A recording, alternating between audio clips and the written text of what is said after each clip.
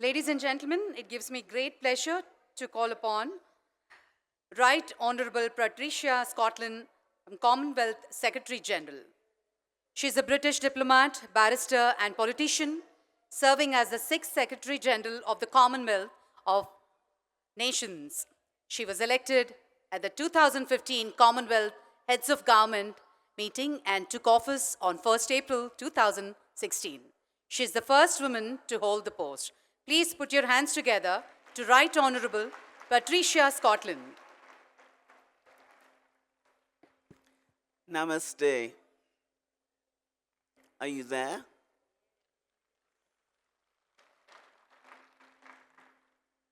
It is a great honor to be asked to participate in this most significant and seminal moment in our history. It would be easy to underestimate the enormity of the event in which we now participate. For Daji to have brought together so many sages, so many faith leaders across the globe to this special, spirit-filled place is a matter and a moment which we should all celebrate.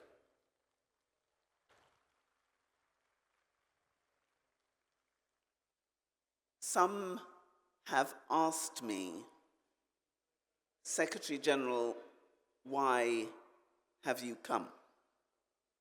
Why are you here at this moment? And there is a clear answer. The Commonwealth, as you know, is made up of 2.5 billion people, 30% of whom are under the age of 30, and 1.4 billion of my 2.5 billion people in the Commonwealth, making up 1/3 of humanity in toto, 1.5 billion of them live here in India.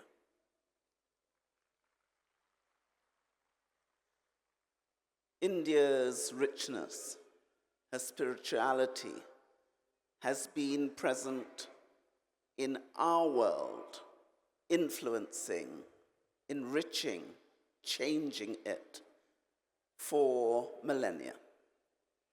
But India also represents all faiths in the world.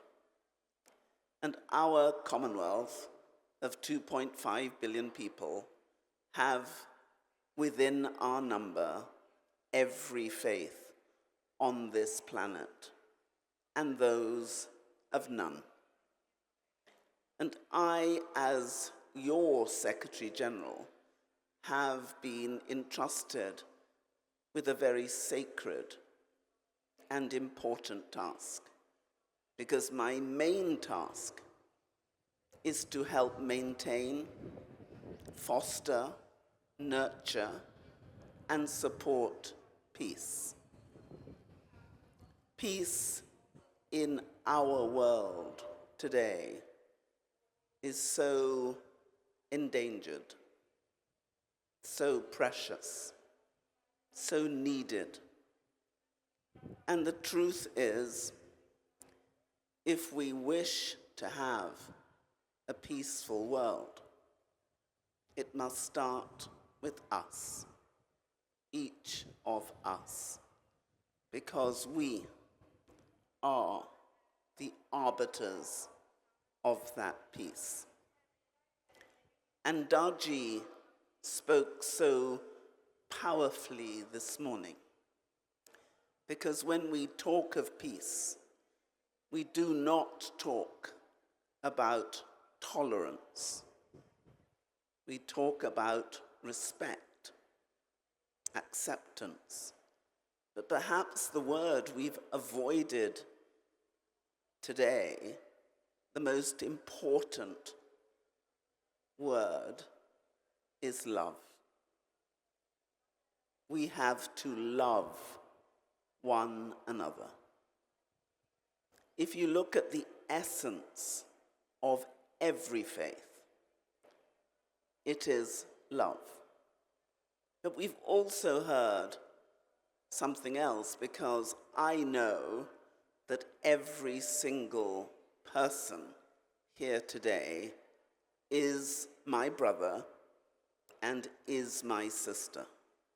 And why is that? We know that all of humanity, according to the scientists, all of humanity have come from 6 individuals.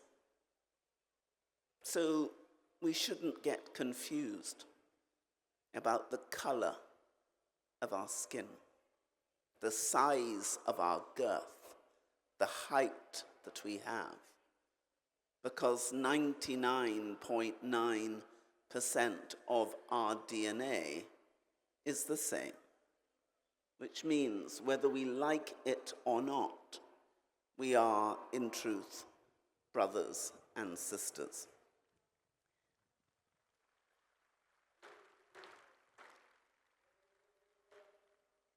And we face some real challenges. Today, our world is tightly bound by a tangled knot of crises spanning global systems. Conflict confronts us. Conflicts rooted in political differences, in economic disparities, in religious divides, in social injustices, and in our relationship with the natural world. And as I look around, I see the Global Spirituality Mahotsav, but how is it expressed? Spirituality with children and our youth. Spirituality with nature, with health, and the need to deepen it. These conflicts, which are rooted in our political differences and in our economic disparities and in our relationship with the natural world, these conflicts manifest themselves in various forms. From the conflict, the armed conflicts, which are tearing us apart, nation to societal tensions threatening to divide communities. Whilst the sources of these conflicts are specific to each place, we all see and feel their tragic impact. As religious and political leaders, and indeed as responsible citizens, it is incumbent upon us to seek solutions to these conflicts, to strive for peace, and to build the bridges of understanding and cooperation. And the starting point in that search lies inside each of us. Because true, just, and durable peace cannot be achieved solely through external means. It must also emanate from within. If we do not have peace within ourselves, how can we have peace in our families? How can we have peace in our communities? How can we have peace in our regions? And how can we have peace in our world? Our world is precious. Our world is made in accordance with our values. Inner peace is not merely the absence of conflict or turmoil. It is a state of being characterized by harmony, clarity, and equanimity. It is the foundation upon which we can cultivate compassion, empathy, and understanding towards others. When we are at peace with ourselves, we are better equipped to navigate the complexities of the world with wisdom and discernment. This quality of inner peace is powerful, and it is contagious. And when we embody peace in our thoughts, in our words, and our actions, we inspire others to do the same. We create ripples of positivity which have the power to transcend boundaries and unite humanity in a shared vision of harmony and coexistence. Our Commonwealth, of which India is such a precious part, is in essence a platform, a powerful instrument to deliver that peace. And we are blessed with the ingenuity and imagination of 1/3 of the world. And our complexity, our diversity is our strength. Our shared humanity contains an immensely precious diversity of thought, culture, tradition, and experience. And we know that by listening to each other, we will find so many of the solutions that we seek. From difference and sometimes difficult histories, our nations sit together today as equals, our unique and enduring blend of shared values.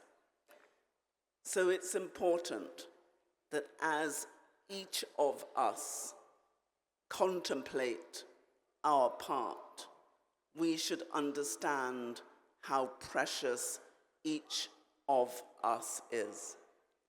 That we have the power, if we choose, to change our world by sharing the love and the spirit that binds us.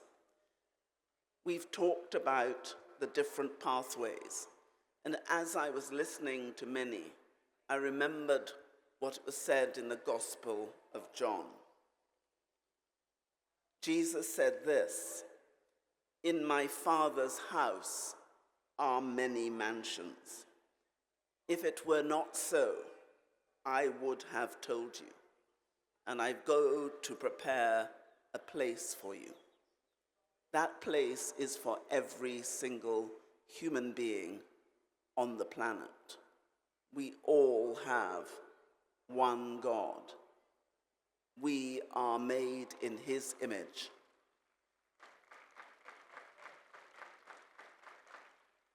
And He loves each and every one of us equally.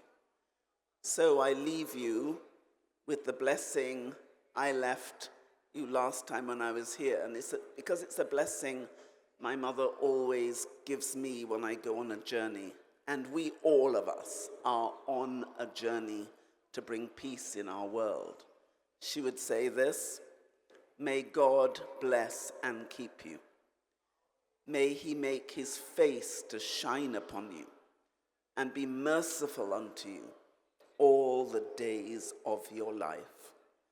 May your guardian angel walk beside you, and may the Lord our God keep you safe in the palm of His hand." So God bless us all, and I thank you.